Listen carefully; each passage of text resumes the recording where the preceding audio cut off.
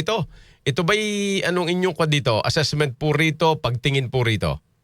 Yeah, actually po ang mga kasamahan natin no na mental health professionals like our Philippine Psychiatric Association and the Philippine Society for Child and Adolescent Psychiatry no ay nagkaroon Mm. po ng position paper na ito pong mga hyper-realistic na simulations can do more harm than good. Kaya po I think ito ay na-coordinate din sa DepEd no na talaga pong pag-aralan muna no Mm. at isama sa planning ang ating mga eksperto like our mental health professionals, no, including us, psychologists and counselors and of course the psychiatrists, no, at maghanda po no ng ibang method, no, at hindi po ganitong hyper-realistic. Apo. Ma'am, ito bang hyper-realistic simulation na ito sa inyong mga pag-aaral?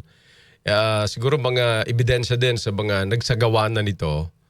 Meron bang ebidensya nito na this really is, kumbaga, ang consequence nito ay mas negatibo kaysa sa positibo? Yeah, as cited also po the National Academies of Science, Engineering and Medicine. Ito po ay last year, 2025, no? Sinasabi po dito in the American Academy of Pediatrics na it will definitely do more harm, no? Nako. Especially psychological impact. Yeah. Kasi ngayon, importante po talaga yung mga trauma-informed approaches, no? Kasi alam nyo, pwede kasing magkaroon ng re-traumatization ng mga bata, no? Pag nagkaroon ng ganito, lalo na yung mga nagkaroon na ng trauma about violence. And Yeah. of course, yung iba ko pwedeng maging traumatic ito. Actually, naka-attend din ako nito sa DepEd, no? Yung isang national training nila, no? I was invited, no? Actually, akong adult nga, makita ko lang yung active shooter, no, na nag-exercise lang, nagpe-pretend lang for the drill, nakakakaba na, Yeah. no? So paano pa yung mga bata, no, na hindi pa talaga nila ma-handle at ma-manage yung emotions nila. So dahil dyan, Doc, parang ito yung isang, sorry po ha, kumbaga parang ito lang yung aking talagang pagninilay dito habang binabanggit natin yan kasi evidence-based yan.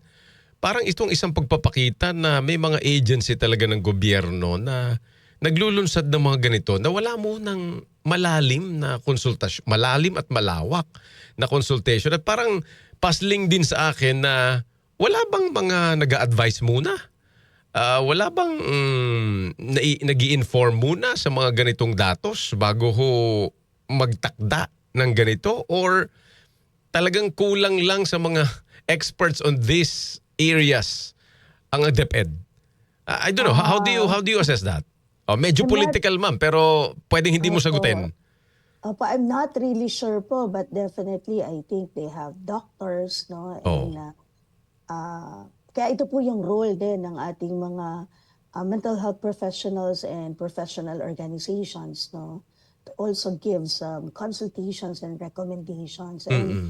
we are very thankful to the Philippine Psychiatric Association na Yes. marami rin tayong mga kasamahan dyan, no, at PSCAP, no, the Child and Adolescent Psychiatry, sa malasakit na ibinigay nilang information Opo, para opo. ma-defer ito at magawa ng paraan, no, ng mas maayos, epektibo, impactful at hindi po reactive, no, at Right. hindi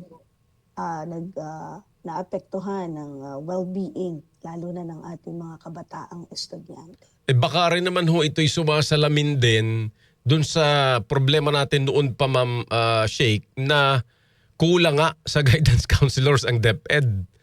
Ah, Di ba? Actually, matagal na ho nating naging concern yan, no? Kaya nga po ang aming organization, no, the Philippine Guidance and Counseling Association, ay nagbigay po ng position paper hanggang sa consultative po ito sa aming mga organizations din within, no, sa ating mga co-guidance counselor.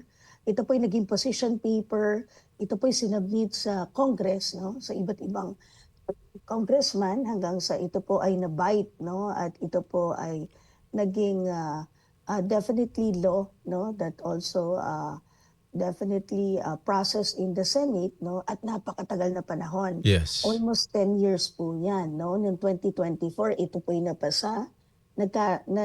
Fortunately, I was also part of the technical panel for the IRR. Until now, wala pa rin po ang reclassification ng Wow. ating mga guidance counselor na incumbent, no? Yes. So, kaya po kumakatok din kami, no, as a counselor sa ating gobyerno, lalo na sa DepEd, na sana naman po ay bilisan ang reclassification. Kasi alam niyo ang dami ng naging incident, no, sa Tacloban, etc. Hanggang Zamboanga. sa pina-expedite na nga yan, no, sa CSC kasi medyo na-defer din po, no. So ngayon po ay on process na po ang hiring ng 10,000 school counselor associates na mag-a-assist sa licensed counselor. Pero naiwan naman po ang ating reclassification, no, ng ating mga licensed counselor na nasa loob. So sana po hindi lang ito pagtitipid, no, kundi talagang fully implement ang batas kasi napakarami nating batas pero hindi naman po fully implemented. No, Ma'am, yung iba ho talaga. Doc Shake, Opo. maisingit ko lang, anong impact noong reclassification delay dito sa ating pag-address na ito ng bilang ng mga counselor per student population? Actually po malaki po talaga ang impact nito, no, sa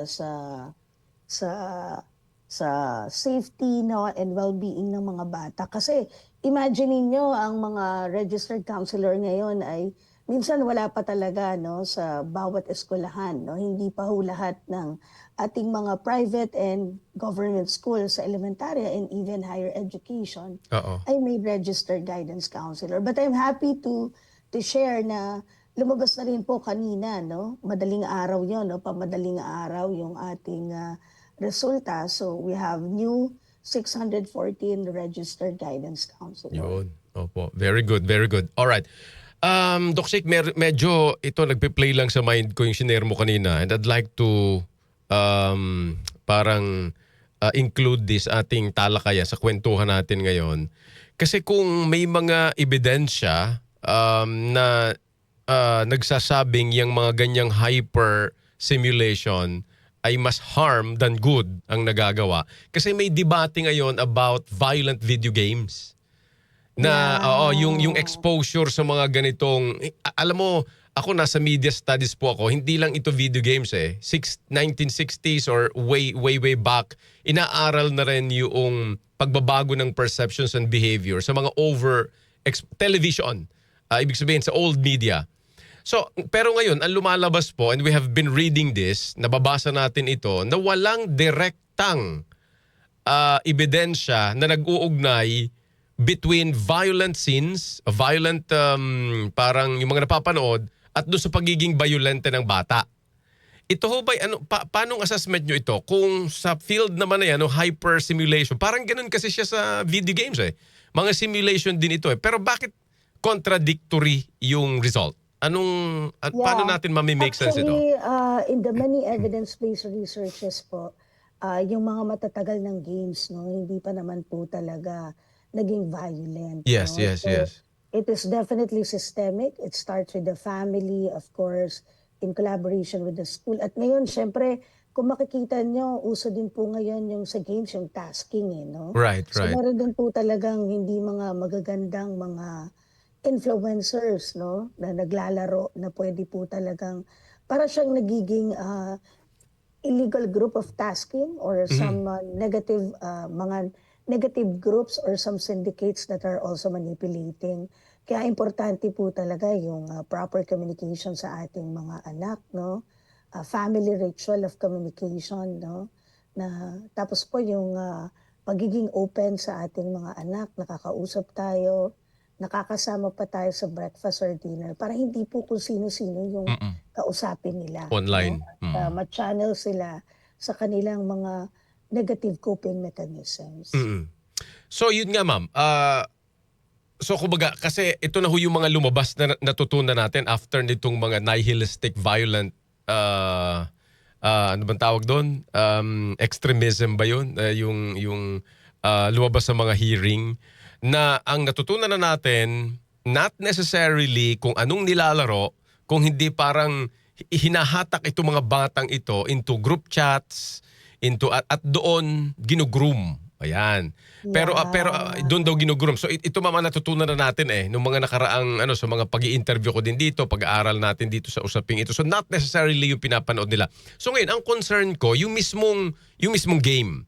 Ang sinasabi mo ba kasi sabi mo may ebidensya nga doon sa hyper simulation activities na negatibo nga siya eh.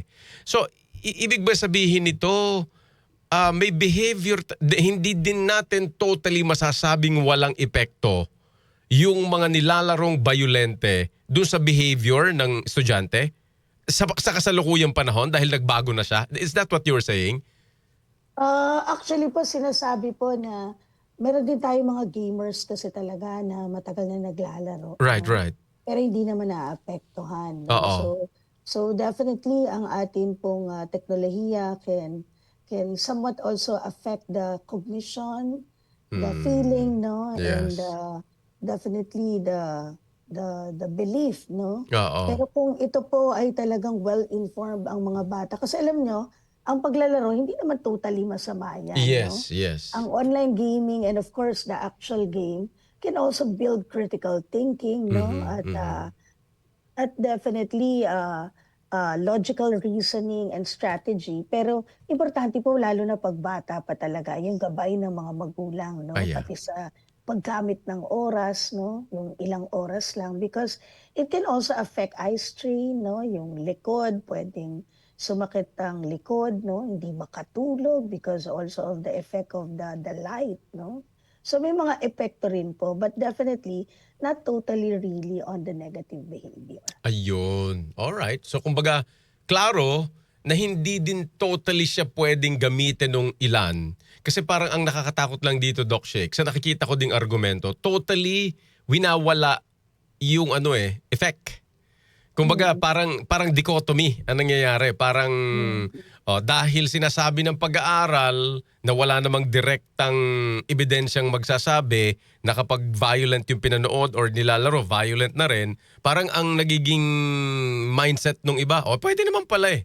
Kumbaga, hindi naman pala. So ang parang sinasabi natin, meron pa rin yan. Hindi nga lang totally naman na violent na pinanood mo, nilaro mo, violent ka na. Oo, 'Di magiging ba? violent ka kaagad. Pero Oo. meron po like yun nga, physical eye strain 'no, Yes, yes. yung, hindi pagtulog ng mga bata Right, 'no. right. Of course, also the tendency for some addictions 'no, na talagang Mm, mm, minsan mm. for, more than 4 hours na talaga yung lalaro 'no, na Oo. nakakaapekto na sa time management at pag-aaral. At yung kawalan ng supervision from adults, particularly parents, Yeah. yun yung Kaya sinasabi mo? po, importante po that especially mga magulang ngayon mag-aral din ng paglalaro 'no. They can also have a gaming nights, bondings to connect 'no. Oo. Yun nga lang, 'pag sumobra at walang gabay, definitely it also has an effect. Opo, sige. So ma'am, and then dun po sa unang lumabas sa Philippine Psychiatric Association, may isa pang grupo, parang may binabanggit kayo na recommendation. At parang Yeah. ang curious ako dun sa, yung inyong recommendation actually is not, sabi ko nga, wow, mga psychiatrists, but the recommendation is sociological. No, it's more community oriented no? Paki-ano lang po sa mga nakikinig nanonood sa atin ngayon na kayo ba may balak i-outline po itong rekomendasyon na to sa DepEd or ano ba ito? Paano po ang gagawin ninyong rekomendasyong ito? Actually po, ang ating mga kasamang psychiatrists ay nagkaroon na po ng outline of recommendation together with the Philippine Pediatric Society. So sa Philippine Pediatric Society, nandiyan din po ang ating mga developmental pediatricians. No? Opo. So nagkaroon na po ng mga outline yan. Actually, napakarami na pong mga position papers, including the Philippine Guidance and Counseling Association and other mental health organizations. No?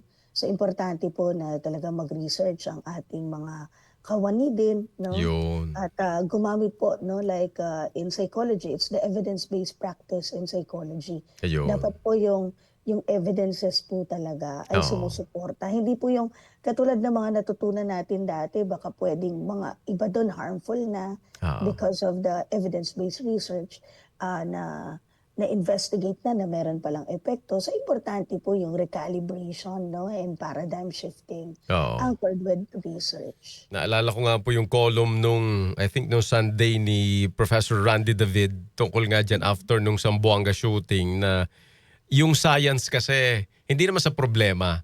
Pero ang isa kasing ano ng siyensya, yung binabanggit yung evidence-based, hindi kasi siya nagne-name eh.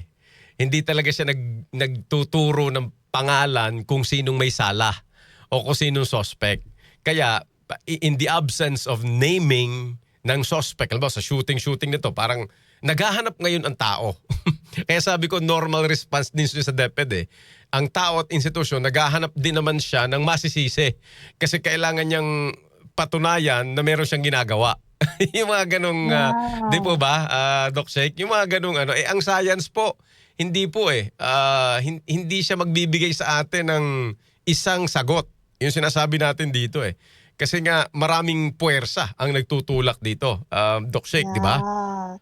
Opo, kaya po importante po as also a research fellow of FEU, importante po talaga ang lahat po ng ating ginagamit ay evidence-based, no? Kasi nga po, alam nyo, nung unang panahon kasi hindi pa ito na-investigate.